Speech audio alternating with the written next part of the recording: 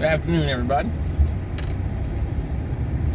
Hey, so I got some little clips of videos I'm gonna keep posting from Unholy, but because I had to go eat lunch with one of my peers, just wanted to kind of recap Unholy. Unholy was great, man. It was the second event I've been to since first one was Mega Bowl last year, or last season, this year, whatever. So it was pretty cool. Like, aside from being tired and not getting any sleep, it was pretty dope. So just a quick recap of what everything that happened while I was there. I got there about 11:30 Friday. I had my cruiserweight 3-4 match with Brandon Shirts, and he won that 4-1. He'll tell you we both bowled pretty awful. He was just less awful, I guess would be probably the best way to put it.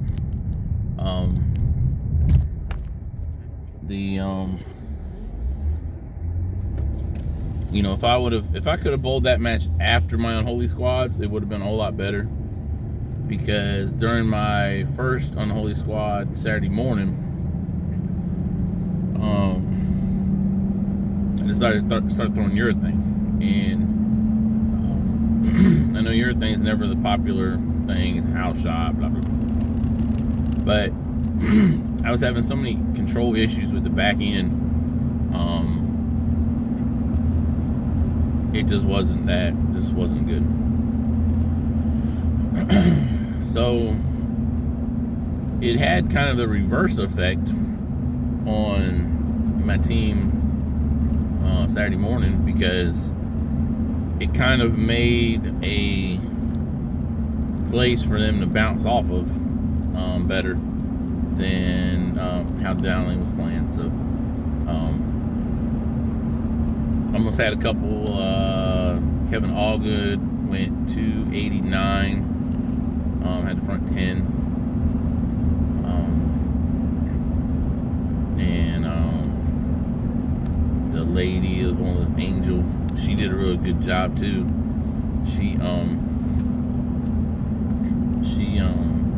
She shot really well once I switched to your thing too. So I was like, cool. That was good. I mean, it was keeping me in that 190 to 210 range. But it so I wasn't doing great school, but it was keeping me from those 150s, 160s and stuff. So then we go to my second squad on Saturday. Jeffrey was bowling with me, and Jeffrey normally, like when we both league together, if I was throwing urethane, it pretty much messed him up. I don't know if it was more in his head or whatever, but I switched to urethane. So I didn't want to play urethane if I didn't have to. So I balled down everything I possibly could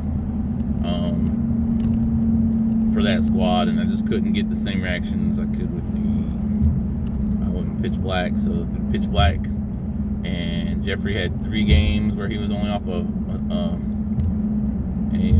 frame from. I mean, he didn't have any 300s, but he could very easily had 3. Just bad carry here or there, whatever. But we had a lot of fun. Me, him, and Amanda bowled. We bowled decent. Amanda didn't bowl as well as she would have liked to, but like I told her, a lot of people there aren't bowling their average. Most people are there just to have fun and enjoy the company of others and socialize. There was more drinking going on than bowling, I think. But it is what it is. So we're not going to, I seriously doubt we're going to cash in either squad. But it was fun. I enjoyed the bowling part of it.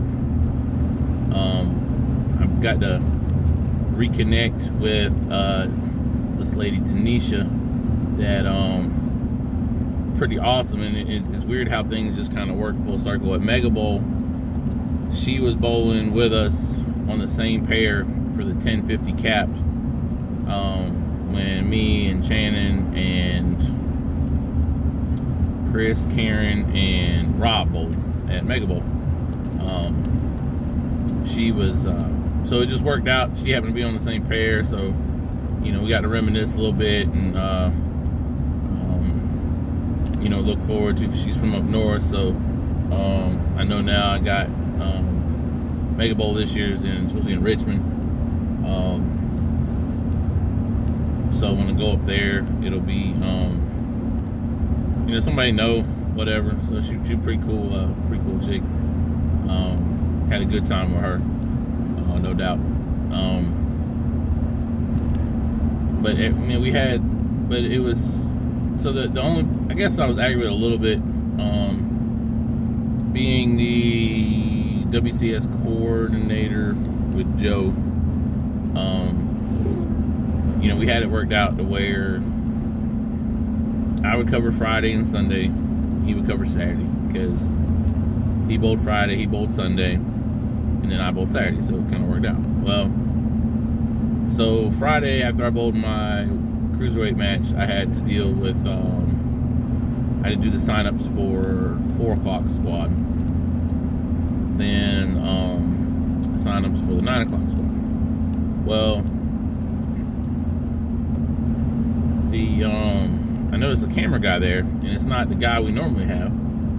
And so I was like, hey, I started talking to him, thinking maybe he's helping him. And no, he got subcontracted out, whatever.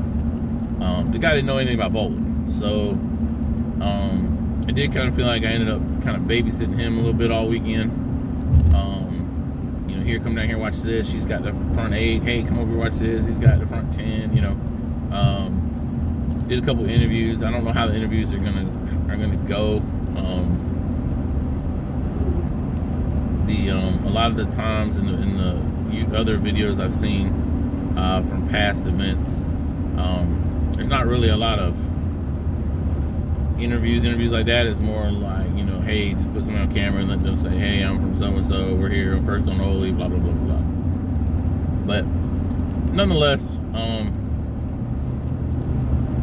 I think Bill got an appreciation for bowling, for the event, the environment, the culture. It was funny. He had somebody throw a gutter ball, and of course you had the whole you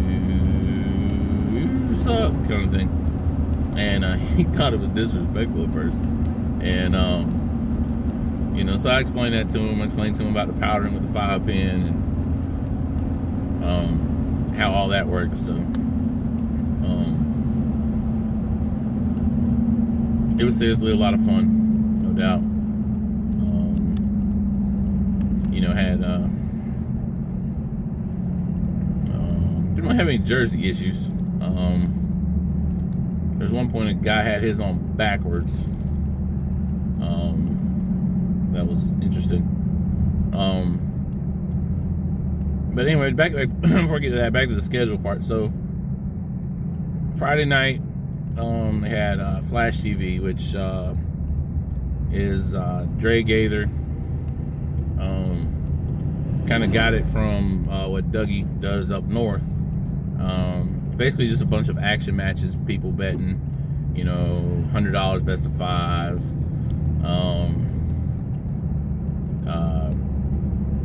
$500 best of 5, I think was the highest we had this time. So we had a couple teammates bowling that, so kind of hung around, watched them, watched some of the guys I'm friends with on the other squads and their stuff. So it was really cool. It was a lot of fun. Problem is, by the time I got back to the hotel room and stuff, it was like 3:30, and I had to be back at 8 for the 9 o'clock squad. So that was rough. definitely. Then same thing Saturday night. Then we had the belt matches and stuff. Which Joe was bowling in that. He was bowling Juice in their 5-6 match, and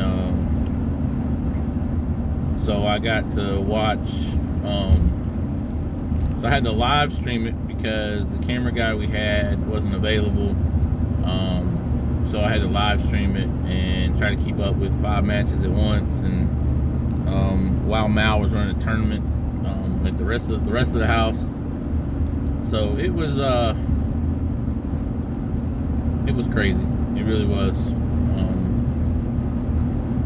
But that was all fun. I had all 3 belts that were defended were won by the challenger, so that was kind of cool.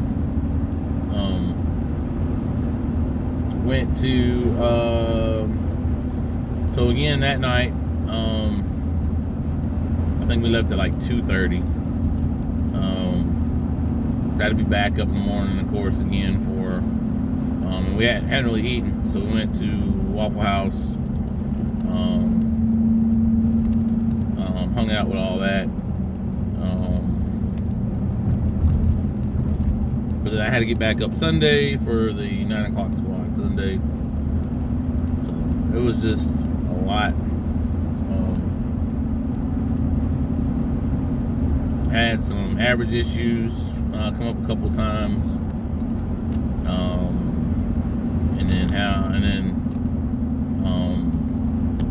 How the main girl, Lexi, seemed real nice. You know, it's kind of one of those situations where it's not her fault. The rules are the way they are. She's clearly better than a 160 average bowler. Somebody said that was on a sports shot, even as a youth, so it should have been rated. I don't know all that part. I just know the girl took a lot of grief for it. And I'm guessing nobody put her in brackets. So then we ended up having like our own little bracket gate because people put her in brackets, then they don't pay her half of the winnings or half of the profit. You know, they cut her in like $200, and like, so then that was a whole how that should all play out, which I'm going to tell you how it should play out.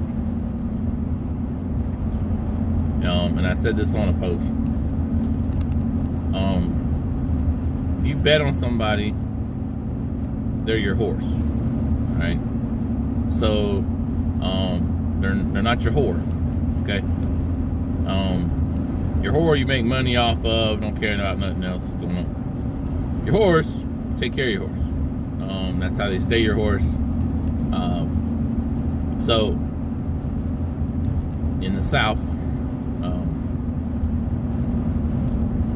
how it's always been with me anyway, after you get your money back that you invested on that person, and that's whether you put them in a high game pot, an eliminator, if you put them in winner take all, whatever, you put them in that, and brackets, of course. After you take your expenses out, you pay that person. They get 50% of the winning. That's fair. Because one, you shouldn't be betting any more money than you can afford to lose anyway.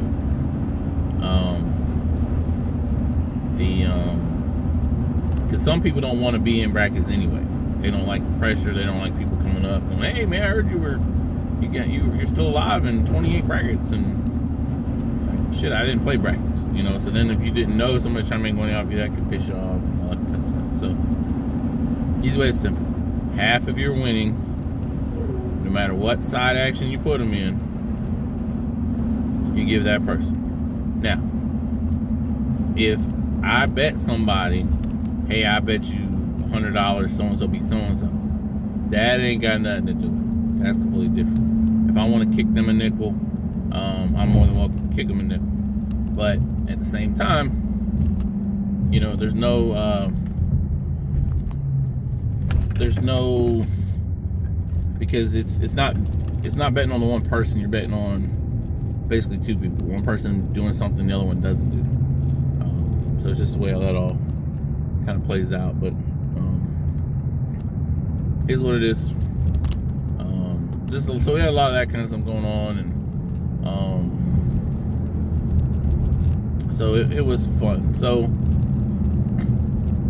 I guess kind of to recap all of it.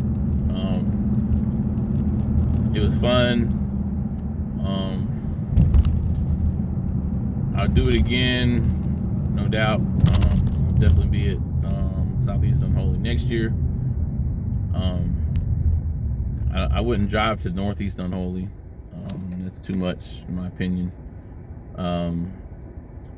I'd probably try to figure out a way to either bring the family, and because that would help me get out of the bowling center some, or or at least do it this week. My vacation was the first weekend of my vacation. We went to Tennessee, and the second weekend was Unholy.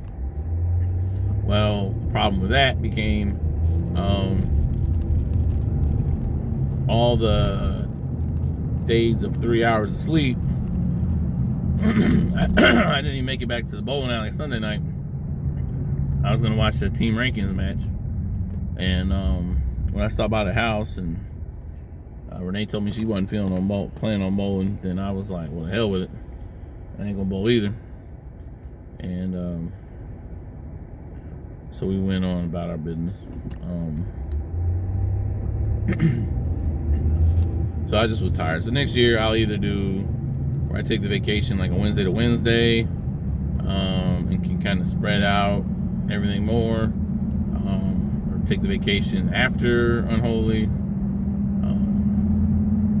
Just got to do something a little different because today's Tuesday, and I did have to be working 6 a.m. yesterday, and didn't leave the bowling alley until about 1:30 last night. So about 21, 22 hour day. It's tiresome, no doubt. So I'm still feeling it this morning. I ain't even this morning anymore. Hell, it's 12:30. So, but Unholy was great. Met a lot of great people. Get to see some people are, you know, talk tough on Facebook, but in person they're just really nice. Some of them are just soft, you know, they think that they're hard, but they're not. A lot of cool jersey names I saw on people. But it was just kind of cool to put voices with the messaging I guess you see on Facebook, and it felt really cool for me walking in, and a lot of people knowing who I was. So that was pretty cool. And that's from my, I'm guessing my videos on the Southeast page and that kind of stuff, because I'm not famous for being a great bowler by no damn means. Though I did shoot 776 last night, which was another it's a story for another day. But yeah, so that concludes my Unholy recap. Hopefully I will share. I'm going to send my feed of the matches. I'm going to post it on my YouTube page once the UBA cuts it up and makes it for their videos. We'll also get that posted as well once that gets done. So it's kind of in front of Unholy, man. If you ain't part of the UBA, you should be. It's really fun.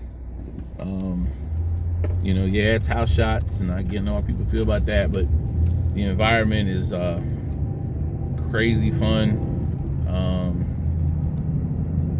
So it's all good. You get to meet some cool people. Just hang out, people, man. It's all good.